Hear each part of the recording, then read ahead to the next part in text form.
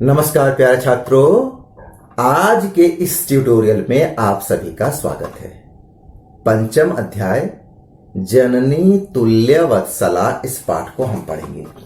जननी कहते हैं मां को, तुल्य मतलब समान, वत्सला प्रेम वाली, यानी मां समान प्रेम वाली होती है। ये इस पाठ का शीर्षक है और अर्थ है। इस पाठ को पढ़ने से पहले इसकी भूमिका बता दूं आपको कि महर्षि वेदव्यास जी की लिखी हुई एक महाकाव्य है, महान ग्रंथ है महाभारत। उस महाभारत के वन पर्व से ये कहानी ली गई है। इस कहानी के माध्यम से बताया गया है कि मां के लिए अपने सभी पुत्र, सभी संतान बराबर होती हैं। मां अपने सभी बच्चों पर एक समान प्यार करती है। ठीक इसी तरह से इंसानों को, हम मानवों को भी चाहिए कि वो न केवल आदमी मानव, बल्कि जो जीव जंतु पशु पक्षी हैं उन सब के प्रति उनके मन में समान दया भाव होना चाहिए। ये एक संदेश है हम लोगों के लिए कि इंसान के साथ साथ जीव जंतुओं के प्रति भी हमारे मन में दया भाव होना चाहिए, बिना किसी नफरत के। अब इस कथा को हम आगे पढ़ेंगे और समझेंगे किस प्रकार से मां अपने बच्चों से समान भाव से प्यार करती है। तो कथा इस तरह से शुरू होती है। पहला पैराग्राफ है, कश्चिद कृषका बलिवर्दाभ्याम क्षेत्र कर्षणम कुर्वन्नासीत्। अब पहले मैं पूरे इस पैराग्राफ में एक एक शब्द जो आपके लिए आवश्यक हैं व्याकरण से संबंधित, जिसमें क्या क्या चीजें हैं उसको बताऊंगा कि संधि, समास, प्रत्यय, उपसर्ग क्या क्या चीजें, ये आपको बताऊंगा। उसके बाद एक एक शब्द का हिंदी अर्थ बताता हुआ उसकी व्याख्या करूंगा ताकि आपको समस्या न आए, इसलिए आप वीडियो को बहुत ध्यान से देखें। सबसे पहला शब्द है कश्चित। कश्चित में दो शब्द हैं। जब हम इसको विच्छेद करेंगे तो बनता है कह प्लस चित। संधि विच्छेद क्या, तो बना कह प्लस चित यानी कश्चित। दूसरा शब्द है क्षेत्र कर्षणम, यानी क्षेत्र कर्षणम। क्षेत्र कहते हैं खेत, खेत की जुताई, यानी की षष्ठी विभक्ति। तो इसमें आपका है समास। जब आप इसको विग्रह करोगे तो बनता है क्षेत्रस्य कर्षणम। षष्ठी तत्पुरुष समास है क्योंकि क्षेत्र शब्द में षष्ठी विभक्ति का प्रयोग किया गया। अगला शब्द है कुर्वन्नासीत्। इसमें भी दो शब्द हैं, एक है कुर्वन, दूसरा है आसीत्। तो जब विच्छेद किया हमने कुर्वन्नासीत् का तो बना क्या, कुर्वन प्लस आसीत्। अब कुर्वन क्रिया है, इसमें प्रत्यय का प्रयोग हुआ है। अब वो क्या क्या, मूल धातु है क्री धातु है। क्री धातु में क्षत्रिय प्रत्यय जब जोड़ोगे तो बनता है कुर्बन। तो उसके बाद पहले क्री धातु में क्षत्रिय प्रत्यय जुड़कर बना कुर्बन, और कुर्बन प्लस आसीत, कुर्बन आसीत। अब अगला है गंतुम अशक्त चासीत। चार शब्द हैं, गंतुम प्लस अशक्त प्लस च प्लस अपि। तो ये चार शब्द हैं। इसमें जब अपने विच्छेद किया तो बना गंतुम प्लस अशक्त प्लस च प्लस आसीत, अर्थात गंतुम अशक्त च आसीत। अगला शब्द है इसी में गंतुम। गंतुम में गम धातु है और तुमुन प्रत्यय का प्रयोग हुआ है तो बना गंतुम। गम धातु, तुमुन प्रत्यय, गंतुम। आगे देखें क्या है, नुद्यमान। इसमें नुद धातु है और शानच प्रत्यय का प्रयोग हुआ है। तो शानच प्रत्यय के कारण नुद धातु में जब शानच प्रत्यय जोड़ेंगे तो बनता है नुद्यमान। आगे चलते हैं, हलम उड्ढ्वा। दो शब्द हैं, हलम प्लस उड्ढ्वा।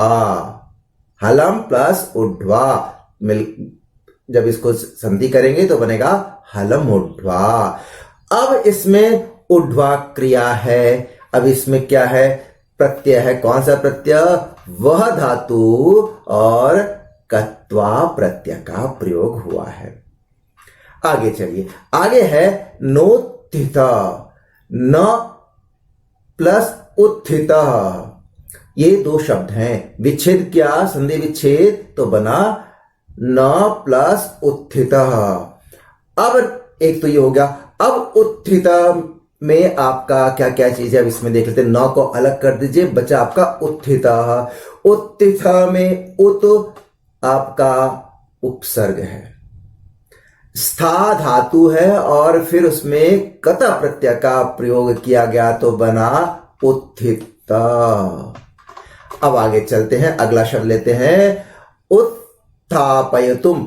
तमुत्थापयतुम यहां पर है, तमु में तम अलग कर दीजिए, तम प्लस उत्थापयतुम दो शब्द है, विच्छेद कर दिया, तम प्लस उत्थापयतुम। और फिर उत्थापयतुम में उत उपसर्ग, स्था धातु और तुमुन प्रत्यय, तो उत्थापयतुम बना। अगला है सुरभेरिमाम अवस्थाम। इसमें संधि विच्छेद हमें करना है।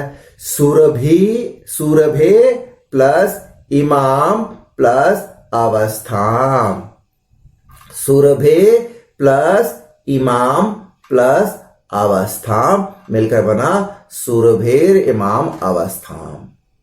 ये आपका इसमें व्याकरण मैंने बताया। अब एक एक शब्द का अर्थ हम पढ़ेंगे। कश्चित कोई, कृषकः किसान, कोई किसान, बलिवर्दाभ्याम, बलिवर्दाभ्याम मतलब बैल। यहां पर देखेंगे तो वर्दाभ्याम यह है द्विवचन, यानी दो बैलों से, दो बैलों के साथ, तृतीया विभक्ति द्विवचन।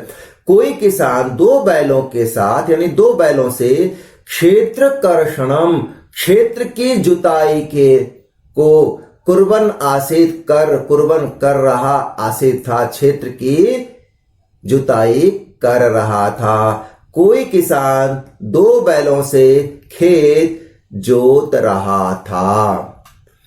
तयोहो, उन दोनों में, कौन से दो? जो दो बैल थे, उन दोनों बैलों में से, तयो बलिवर्दयो, उन दोनों बलिवर्दयो, बैल सप्तमी विभक्ति का प्रयोग है। तयो और बलिवर्दयो सप्तमी विभक्ति का प्रयोग है कि उन दोनों बैलों में एक, एक शरीरेण, शरीर से, दुर्बल, दुर्बल कमजोर, जवेर जाने में, तेजी से चलने में, तेजी से गंतुम चलने में, जवेर तेजी से, गंतुम जाने में, अशक्त लाचार, च और आसित था।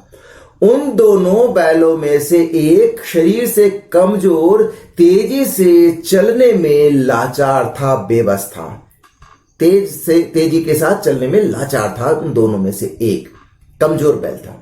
अतः इसलिए कृषकः किसान, तम दुर्बलम, उस दुर्बल, वृषभम, वृषभ भी बैल के लिए है, उस दुर्बल बैल को, उस कमजोर बैल को, इसलिए किसान उस कमजोर बैल को तोदनम, कष्ट देता हुआ, नुद्यमाना, धकेलता हुआ, अवर्तक व्यवहार कर रहा था, यानी उसको बढ़ा रहा था। इसलिए किसान उस कमजोर बैल को कष्ट देता हुआ आगे बढ़ा रहा था, हाँक रहा था खेत में।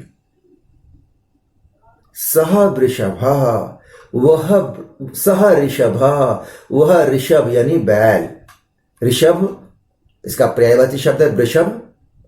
वह ऋषभ यानी वह बैल, हलम उड्ढवा, हल को उड्ढवा ढोकर, गंतुम अशक्त, गंतुम चलने में अशक्त, चलने में लाचार, क्षेत्रे, क्षेत्र यानी खेत में, पपात गिर गया। वह बैल हल को उठाकर चलने में लाचार खेत में गिर गया, गिर पड़ा। इतना कमजोर था कि वो चल नहीं पाया और गिर गया। क्रुद्ध कृषिवलः, क्रुद्ध मतलब क्रोधित। कौन? कृषिवलः, कृषिवलः कृषकः, किसान के लिए। वह क्रोधित हुआ किसान, गुस्से में किसान, तमुत्थापयतुम, तम प्लस उत्थापयतुम, तम मतलब उसको, किसको, उस कमजोर बैल को जो गिर गया था। कमजोर बैल के लिए यहां पर सर्वनामिक शब्द का प्रयोग हुआ तम। क्रोधित किसान उसको उत्थापयतुम उठाने के लिए बहुबार, बहुत बार यत्नम, यत्न, प्रयत्न, कोशिश अकरोत किया। क्रोधित किसान उस कमजोर बैल को उठाने के लिए बहुत ही बार प्रयत्न किया, कोशिश किया। तथापि, तथा प्लस अपि, संधि विच्छेद कर दिया। तथा प्लस अपि, तथापि, फिर भी, तथापि यानी फिर भी, वृषः यानी बैल, नोत्थिता, न मतलब नहीं, उत्थिता मतलब उठा, फिर भी बैल नहीं उठा। बहुत कोशिश किया लेकिन वो बैल नहीं उठा, इतना कमजोर था। भूमौ पतिते, भूमौ धरती पर, पतिते गिरा हुआ, स्वपुत्रम अपने पुत्र को, दृष्टवा देखकर, कत्वा प्रत्यय, दृष्ट धातु कत्वा प्रत्यय, भूमि पर गिरा हुआ दे अपने पुत्र को देखकर, सर्वधेनुनाम, सर्व मतलब सभी, धेनुनाम धेनुओं की, गायों की, सभी गायों की, कौन, मातु मां, कौन, सुरभे, सुरभि, भूमि पर गिरे हुए अपने सभी पुत्रों को देखकर सारे गायों की मां सुरभि के नेत्राभ्याम, नेत्राभ्याम द्विवचन है यानी दो आंख, उसके आंखों में अश्रुणी, आंसू, आविरासन आने लगे। भूमि पर गिरे हुए अपने पुत्रों को देखकर सारे धेनुओं की माता सुरभि की आंखों में आंसू आने लगे, क्योंकि उसका बच्चा जमीन पर गिरा हुआ था, किसान उसको कष्ट दे रहा था, तो उसकी हालत को देखकर सुरभि की आंखों में आंसू आने लगे।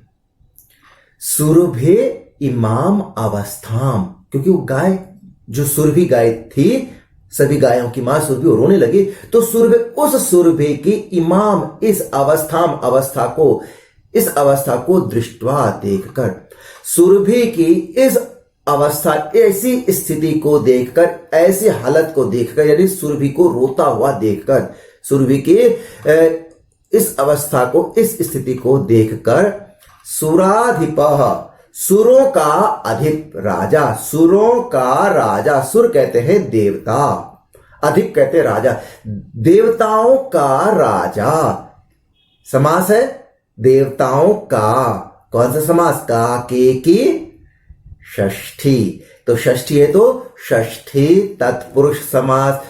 जब इसका विग्रह करेंगे तो क्या बनेगा, सुरानाम अधिपः या देवानाम अधिपः, क्योंकि देवताओं का बहुवचन है तो सुर में हमें बहुवचन का प्रयोग किया, तो देवताओं का जो अधिप राजा कौन, इंद्र, सुराधिप इंद्र के लिए प्रयोग होता है कि सुरभि की ऐसी अवस्था को देखकर सुराधिप यानी सुरों का अधिप, देवताओं का राजा इंद्र, ताम अपृच्छत, ताम प्लस अपृच्छत, ताम उसको, किसको, सुरभि को, अपृच्छत पूछा, सुरभि से पूछा, यानी सुरभि की ऐसी अवस्था को देखकर इंद्र ने उससे पूछा,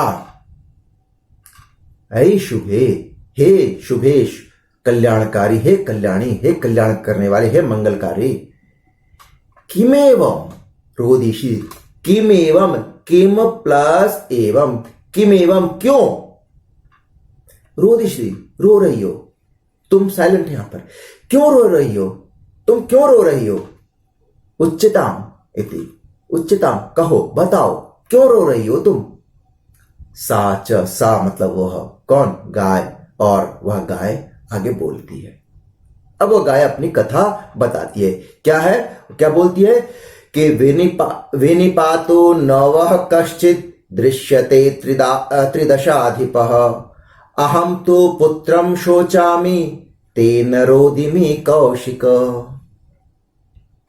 गाय आगे अपनी एक कथा, अपनी व्यथा, अपनी परेशानी, अपना दुख बताती है कि विनिपातो नवः कश्चित दृश्यते त्रिदशाधिपः अहम तो पुत्रम शोचामि तेन रोदिमि कौशिक। अब इस श्लोक से उसने अपनी व्यथा, अपनी परेशानी, अपना दुख वो बताती है। अब इसका अन्वय देखते हैं।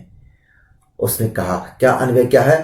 त्रिदशाधिपः, त्रिदशाधिप यानी इंद्र, त्रिदशाधिप या इंद्र के लिए है। हे इंद्र, वह हमसे कश्चित कोई भी विनिपाता, विनिपात गिरा हुआ या कष्ट, किसी का भी कोई कष्ट दुख न नहीं दृश्यते देखा जाता। हे इंद्र, हमसे किसी का भी दुख देखा नहीं जाता। अहम तू, मैं, तू तो पुत्रम शोचामि, अपने इस पुत्र को के बारे में शोचामि, सोच रही हूं। जो मेरा ये पुत्र गिर गया है, मैं अपने इस गिरे हुए पुत्र के बारे में सोच रही हूं, इसके कष्ट के बारे में सोच रही हूं। इसलिए हे कौशिक, कौशिक भी यहां इंद्र के लिए आया है। हे कौशिक, तेन, उसी वजह से रोदिमी, रो रही हूं कि हे इंद्र, हे त्रिदशाधिप, हमसे किसी का कष्ट देखा नहीं जाता। मैं तो अपने पुत्र, इस गिरे हुए पुत्र के, जो यहां पर मेरा पुत्र बैल गिर गया है, इस बैल के, गिरे हुए बैल के दर्द के बारे में सोच रही हूं। इसीलिए उसकी इस अवस्था को जानकर, देखकर, हे इंद्र, मैं रो रही हूं। ये अब यहां तक हमने पढ़ा कि किस तरह से सुरभि यानी गायों की माता सुरभि ने अपनी पीड़ा, अपना दर्द इंद्र को बताया। अब आगे की कहानी हम अगले वीडियो में पढ़ेंगे। तब तक के लिए धन्यवाद।